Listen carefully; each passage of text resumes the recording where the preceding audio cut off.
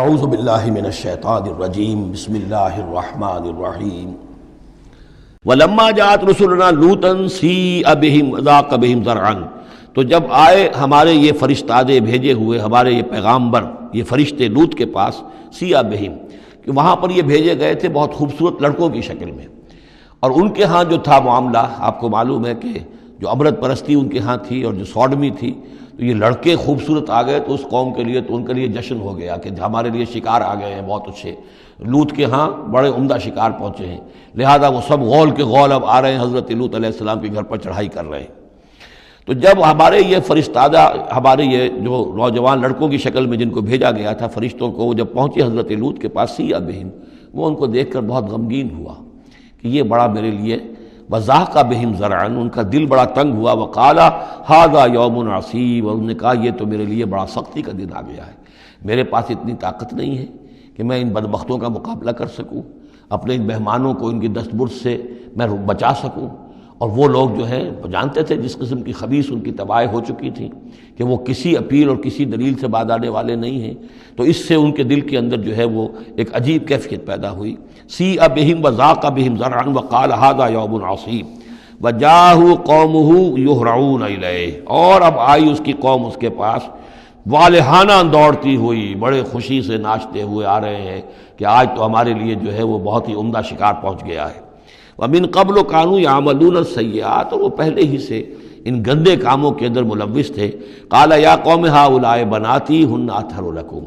حضرت لوط نے فرمایا کہ دیکھو میری قوم کے لوگوں، میری بیٹیاں موجود ہیں، وہ تمہارے لیے بہت پاکیزہ ہیں۔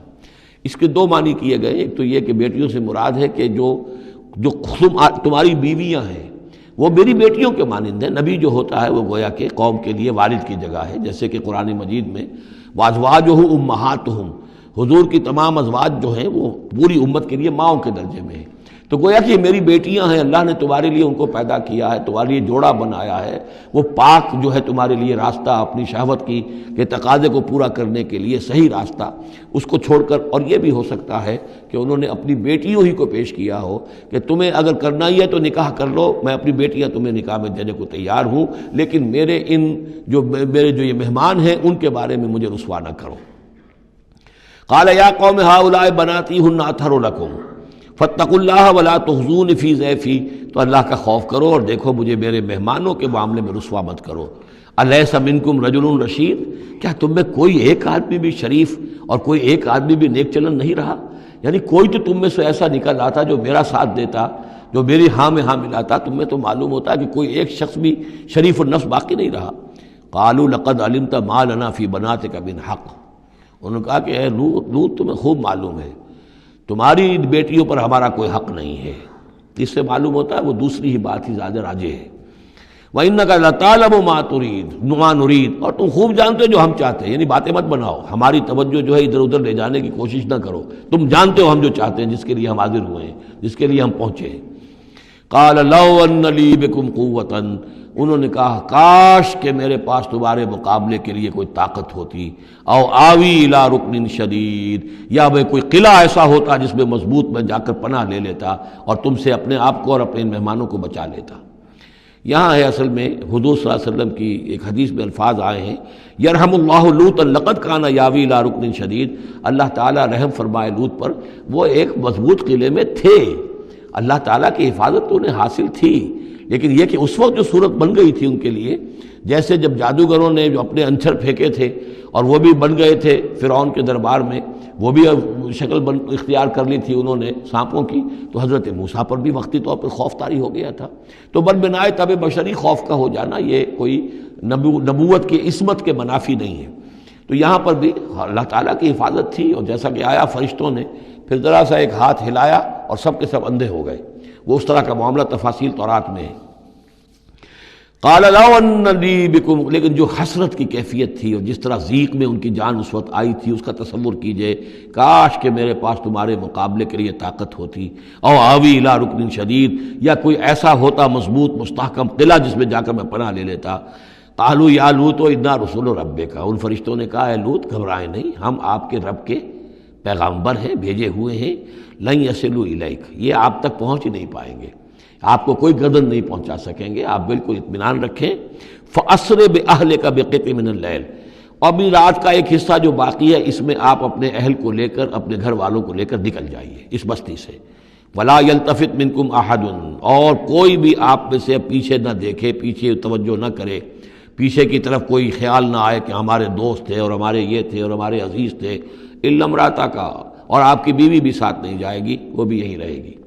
یہ دو بیویاں ہیں جلیل القدر پیغمبروں کی، جن کا ذکر پھر آئے گا بڑی وضاحت کے ساتھ سورہ تحریم میں۔ ایک حضرت نوح علیہ السلام کی بیوی اور ایک حضرت لوط کی بیوی، کہ یہ اگرچہ کہ کانتا تحت عبدین من عبادنا صالحین فخانتاہما فلم یغنیا عنہما من اللہ شیئا، اگرچہ وہ ہمارے دو بہت ہی نیک اور بہت ہی برگزیدہ بندوں کے تحت تھیں، ان کے گھروں میں آباد تھیں، لیکن یہ کہ انہوں نے خیانت کی، اور اس کے نتیجے میں یہ ہے کہ پھر وہ اللہ تعالیٰ کے عذاب سے ان کے شوہر انہیں بچا نہیں سکے۔ نہ حضرت نوح بچا سکے اپنی اس بیوی کو، اور نہ حضرت لوط بچا سکے اپنی اس بیوی کو۔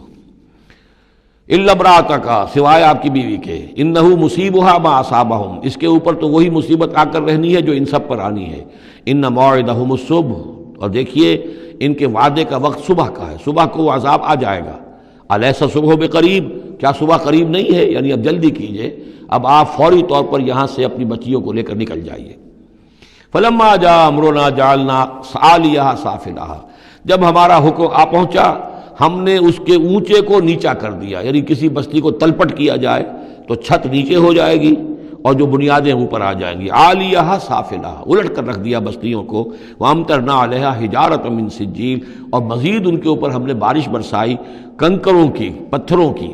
یعنی یہ کہ ایک طرف تو یہ کہ کچھ زلزلہ آیا یا کچھ اور زمین میں دھماکہ ہوا، ایکسپلوژن ہوا جس سے وہ بستیاں الٹ گئیں، اور اس کے بعد یہ ہے کہ آسمان سے پھر بارش ہوئی ہے ان پر سجیل۔ یہ سجیل اصل میں فارسی کا لفظ ہے سنگ گل، سنگ گل یعنی یہ کہ مٹی جو ہے اگر کسی صحرا کے اندر تھوڑی سی پھوار پڑے اور زیادہ تیز بارش نہ ہو تو وہ ہر قطرے کے ساتھ تھوڑی سی مٹی مل کر وہ ایک چھوٹا سا دانہ بنتا ہے، اور وہ پھر دھوپ جب پڑتی ہے تو وہ پھر پک جاتا ہے، جیسے کہ کہیں آپ اینٹیں پکاتے ہیں اپنے بھٹیوں کے اندر، یہ پھر کہلاتی ہے سنگ گل، یعنی یہ پتھر تو ہے لیکن یہ پتھر نہیں ہے، یہ مٹی کے بنے ہوئے پتھر ہیں، کنکر ہیں۔ ان کنکروں کی بارش ہوئی جس کے اندر کہ اس کو بالکل دفن کر دیا گیا ان دونوں شہروں کو۔ منضود، تہ بر تہ، وہ جو بارش ہو رہی تھی کنکروں کی تہ بر تہ۔ مسومۃ عند ربک، اور وہ نشان زد تھے تیرے رب کی طرف سے، یعنی ہر ایک کے لیے معلوم تھا کہ کس کو کون سا پتھر لگنا ہے اور کون سا جو شخص ہے اس کی ہلاکت کس کے ذریعے سے ہونی ہے۔ وما ہی من الظالمین ببعید، اور یہ ان ظالموں سے کچھ زیادہ دور نہیں ہے، یعنی جو مشرکین مکہ ہیں، جو قریش ہیں اور عرب کے جو مشرک ہیں، ان سے یہ بستیاں کو دور تو نہیں ہیں، اس لیے کہ یہ جب جاتے تھے فلسطین کی طرف اپنے قافلے لے کر تو یہاں سے گزرتے تھے۔ قوم سمود کا مسکن بھی ان کے راستے میں آتے تھے، قوم مدین کا علاقہ بھی ان کے راستے میں آتا تھا، پھر یہ عمورہ اور صدوم کی بستیوں کے جو ہے یہ بھی کچھ ان کے جو آثار باقی رہ گئے تھے وہ بھی آتے تھے۔ صدق اللہ العظیم۔